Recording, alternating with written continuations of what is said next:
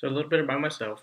I'm a father of two I'm beautiful content children. to die for my beliefs. This is my daughter, Elena Jane, and Think of my head. she decided that she wanted to play in the mud this morning, and she plays with her gum, obviously. People will always Yeah, I remember. see that. Here, keep it in your mouth. This is my son, John Leo Bryce. He's sleeping right now, so.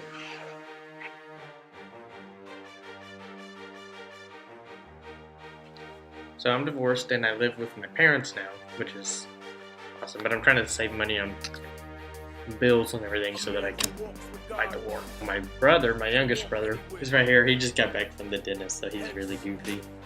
But he's goofy anyways. That's why we love him. He's got a chromosome disorder that I'm not entirely sure how it works, but it's something that they had never seen before, so they don't know what to expect.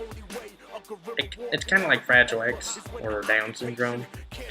I was raised as a Christian, and so whenever I got to junior high, I started rebelling against that because it just didn't make any sense. I didn't believe in it, so why keep trying to do something I don't believe in? So I became a critical thinker, started questioning things. I started finding out more about myself and focusing inward as opposed to following something else somebody else told me. And so whenever I joined the military, it was to find out more about myself and further my knowledge and experience. As soon as I got to my unit, which was in Hawaii, which everybody thinks is so great, pretty much just immediately deployed to Afghanistan, to an area where they were getting into firefights every single day. But I started reading in Afghanistan, and I started thinking and started applying my critical thinking to other places I'd never thought about ever before. I was raised in a small town in Texas. I just never had thought about it. It never impacted me. Well, I didn't think it impacted me, but it did. So I started rebelling against all that. The reasons that I had joined were completely wrong. The reasons that I made myself believe in to go to Afghanistan. You're told you're going over here to go to war with these people, and why would I want to go to war with them? I have no reason to hate them. So the lie that I convinced myself was true was I became a racist. But that obviously isn't true, but that's what I told myself to make myself hate them. The whole lie about Islam being a violent religion. I mean, it's just as violent as Christianity is. You can have radicals in either one. Good people do good things, bad people do bad things. What makes good people do bad things is usually religion. At one point, I was standing guard on top of one of our vehicles. I had a 50 cal there, and then my M16. There was a guy coming down the road, and I had placed this marker in my mind. He passes this, he's dead. He started coming closer. He just didn't know what was going on. I was waving at him. I found myself starting to wave, but not for very long, yell, but not very loud, so that I would have an excuse to shoot him, because in my mind, he was inferior. I might as well shoot somebody. I was squeezing the trigger. I was aimed right at his chest. Right before I heard the boom, he stopped, and I let go of the trigger and put the gun down, and I was like, this is messed up. I almost just killed this guy who's probably got kids and a wife just because I could have got away with it. Then that's whenever I really started to rebel against the military and our government. The fact that it's all just a corporation owned by other corporations. You just have to learn how to read in between the lines, especially with corporation news and everything else. So then I had the idea, let's start a revolution. But then I realized that a revolution made with violence, fighting violence with violence, is not the answer, because it's not going to last. I started looking at what Gandhi did and what Martin Luther King did, and I realized you have to love. You have to defeat hate with love, not hate with hate. That doesn't make sense. So Gandhi and Martin Luther King want change, but they knew that the only way they would have lasting change was through peaceful means. It's harder, yes, but it'll last. That's the point behind WeCO, is to do it all peacefully. We have to see political change. Our governments will not allow us to do this, and obviously we're going to work outside the governments. But if we changed the whole government completely, then we would take the next step towards true freedom. Since most people are scared of anarchy, for whatever reason. That's where social and societal evolution comes in. I think that if we fix the government right now to be run by the people and for the people, it would help the cause further. Right now I'm actually a student. I'm getting my degree in physics, because physics is everything anyways. I would love to take the idea of giving everyone free energy and make it a reality. It wouldn't be hard, you just find better ways to harness renewable energy. There's energy all around us anyways, it's like air. You're not going to pay for air that's just free for everybody. We could also get rid of the oil companies and stop using fossil fuels. There's also the idea of hemp being legalized, which if we create a new government, then it will be. We wouldn't be cutting down forests anymore. We're obviously not living in harmony with nature as we should be. But we're all on this earth. We're all part of the earth, the energy and everything else. So we need to take care of that. It's like shooting yourself in the leg and then wondering why everything's going wrong. Got out of the military, trying to fight for freedom, liberty, and life, pursuit of happiness, and all that stuff. I stumbled across WeCO the other day whenever they started. I just knew this is it.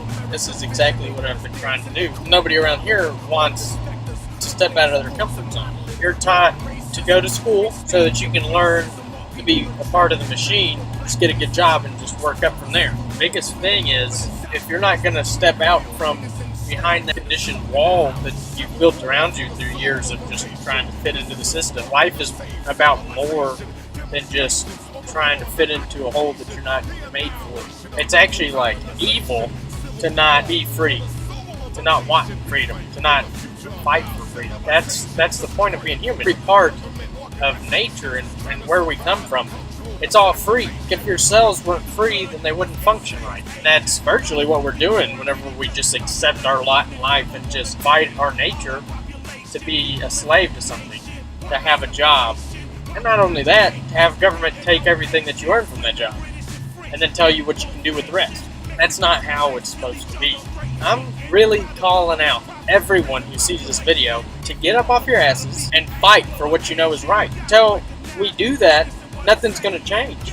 Part of it is, yes, donate money, because we haven't destroyed the monetary system yet. We haven't replaced it with something better. We need it to really do this thing right.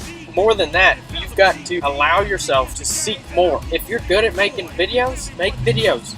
If you're good at talking to people, talk to people. Whatever your skills and your strengths are, use those and actually do some shit.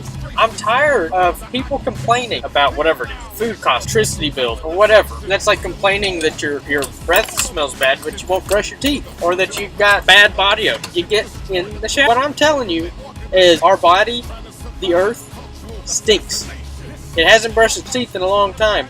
And we, as humans, are the ones that are kind of in charge of that. It doesn't make sense what we're doing. Get involved. WeCO is here for us to harness the energy of our collaboration and replace the old broken down systems. It's not a question of when. The time is now. What are you going to do? You've got to get up and you've got to make a difference. We will control our own destiny, and it starts now. I'd like to share a quote. This is from Thomas Paine's Common Sense. Could the struggling thoughts of individuals be collected, they would frequently form materials for wise and able men to improve into useful matter. We collaborate, and other people that may be smarter in certain fields can form those ideas into a rational organization. It's up to all of us. We all play a part. We all need to get involved, whether that be money, whether that be designing websites, writing code, building something with your hands, starting a new government. They'll fit into a certain place. Here's another quote from Thomas Paine. As all men allow the measure and vary only in their opinion of the time, let us, in order to remove mistakes, take a general survey of things and endeavor, if possible, to find out the very time. But we need not go far. The inquiry ceases at once, for the time hath found us. Stand for what you believe in. Put your money where your mouth is. We've waited too long, and the time has now found us.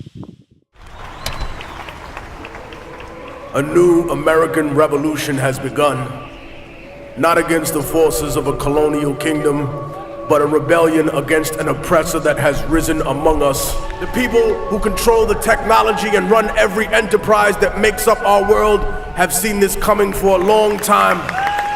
The ideas of renewable energy, global warming, the idea of collectively working were purposefully bought out, derailed, demonized, or corrupted in favor of an economic structure designed by a monetary caste system. The greatest cowardice, of course, came not with slavery itself, unfortunately, but with the excuses for slavery.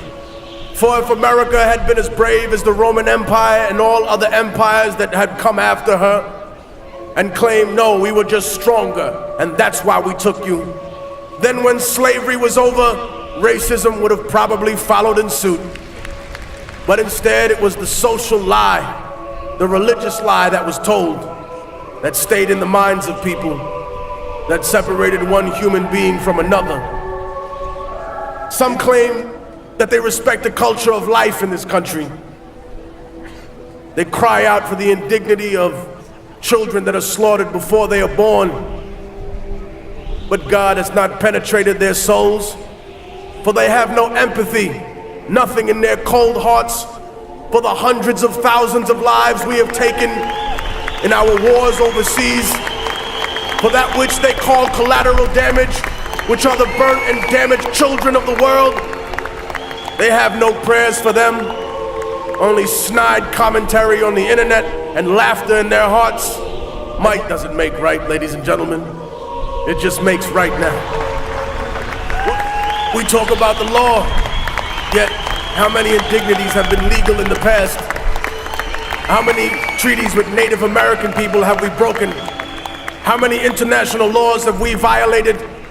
And speaking of laws, how can a corporation be regulated by a government that is funded and controlled by corporations?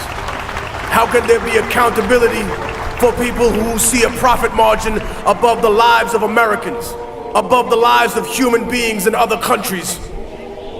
We have taken the soul out of ourselves and placed them inside machines. My words, of course, will be marginalized, demonized in typical fashion. Anytime you dare to question the power structure, they say you hate America. No, I love this country. I see its beauty every day in its people.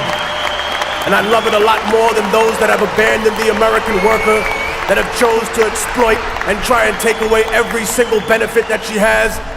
Those that attempt to make excuses for every atrocity committed in the name of supposed freedom. Those who demand accountability from everyone, but offer none themselves. Who favor contracts over lives, who favor invasion and control over organic democracy overseas. The greatest flaw that any intelligent person has is to think that they're smarter than everyone else.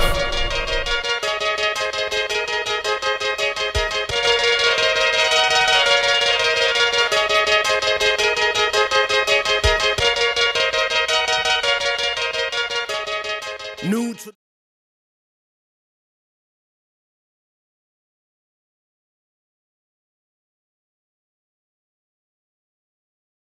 I'm sorry, but I don't want to be an emperor.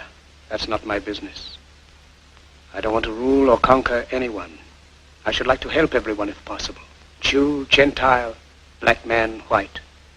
We all want to help one another. Human beings are like that. We want to live by each other's happiness, not by each other's misery. We don't want to hate and despise one another. In this world there's room for everyone, and the good earth is rich and can provide for everyone. The way of life can be free and beautiful, but we have lost the way. Greed has poisoned men's souls, has barricaded the world with hate, has goose-stepped us into misery and bloodshed. We have developed speed, but we have shut ourselves in. Machinery that gives abundance has left us in want. Our knowledge has made us cynical, our cleverness hard and unkind. We think too much and feel too little. More than machinery, we need humanity. More than cleverness, we need kindness and gentleness. Without these qualities, life will be violent, and all will be lost. The aeroplane and the radio have brought us closer together. The very nature of these inventions cries out for the goodness in men, cries out for universal brotherhood, for the unity of us all. Even now, my voice is reaching millions throughout the world, millions of despairing men, women, and little children, victims of a system that makes men torture, and imprison innocent people. To those who can hear me, I say, do not despair.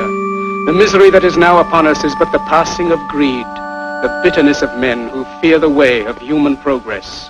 The hate of men will pass, and dictators die, and the power they took from the people will return to the people. And so long as men die, liberty will never perish. Soldiers, don't give yourselves to brutes, men who despise you, enslave you, who regiment your lives, tell you what to do, what to think, and what to feel, who drill you, diet you, treat you like cattle, use you as cannon fodder.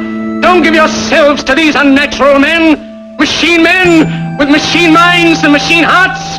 You are not machines, you are not cattle, you are men. You have the love of humanity in your hearts. You don't hate, only the unloved hate, the unloved and the unnatural. Soldiers, don't fight for slavery, fight for liberty. In the 17th chapter of St. Luke it is written, the kingdom of God is within man, not one man nor a group of men, but in all men, in you. You, the people, have the power to create machines, the power to create happiness. You, the people, have the power to make this life free and beautiful, to make this life a wonderful adventure. Then in the name of democracy, let us use that power. Let us all unite. Let us fight for a new world, a decent world, that will give men a chance to work, that will give youth a future and old age a security. By the promise of these things, brutes have risen to power, but they lie. They do not fulfill that promise. They never will. Dictators free themselves, but they enslave the people. Now let us fight to fulfill that promise. Let us fight to free the world, to do away with national barriers, to do away with greed, with hate and intolerance. Let us fight for a world of reason, a world where science and progress will lead to all men's happiness. Soldiers, in the name of democracy, let us all unite!